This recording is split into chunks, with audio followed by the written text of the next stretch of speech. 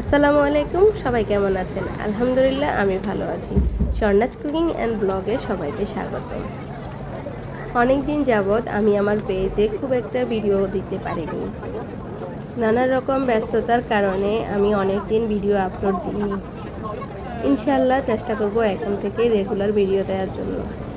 তো আজকে আমার 2 ছেলেকে নিয়ে আমি একটু ঘুরতে বের হয়েছি।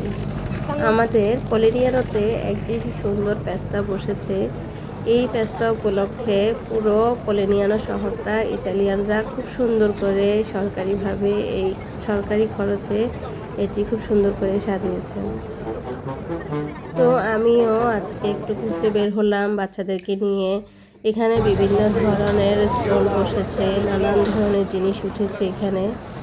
অনেক ধরনের খাবারের দোকান, সাথে উঠেছে বিভিন্ন ধরনের কসমেটিক্সের জিনিস, বিশেষ করে মেয়েদের সাজগোজের জিনিস, গয়নাগাটি আর বাচ্চাদের অনেক ধরনের খেলনা।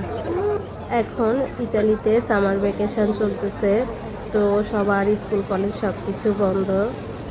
এই সময়টা বাচ্চারা, বুড়োরা এবং সবাই, ছেলে মেয়ে বয়স্ক সবাই খুব এনজয় করেন। এই সামার ভ্যাকেশানে যে 2-2.5 মাস স্কুল বন্ধ থাকে, প্রতিদিন সন্ধ্যার পরে আমি আমার বাচ্চাদেরকে নিয়ে এখানে এই পিয়াসার মধ্যে খেলতে বের করি। ওরা এখানে এসে ফুটবল খেলে, সাইকেল চালায়। তো আজকে সাইকেল চালানো বা ফুটবল খেলার মতো অবস্থা নেই। পুরো মাঠে, রাস্তায়, সব জায়গায় দোকানপাট বসে গেছে এবং অনেক মানুষজন সেগুলো দেখার জন্য আসছে।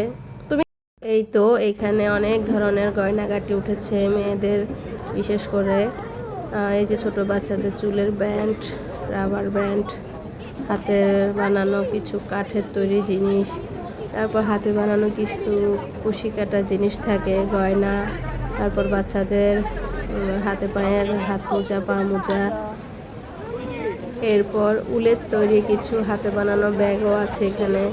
নানান ধরনের জিনিস উঠে।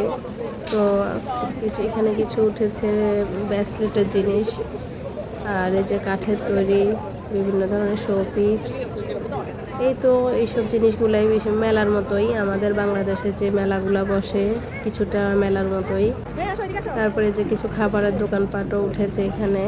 এই যে হাতে তৈরি করা কিছু ব্যাগ, কাপড় চোপড়, এই যে কুশি কাটা ড্রেস, এই ধরনের ড্রেসগুলাই উঠে। ওরা ইতালিয়ানরা এগুলা পছন্দ করে। এই যে পিয়াসার মধ্যে অনেক মানুষজন।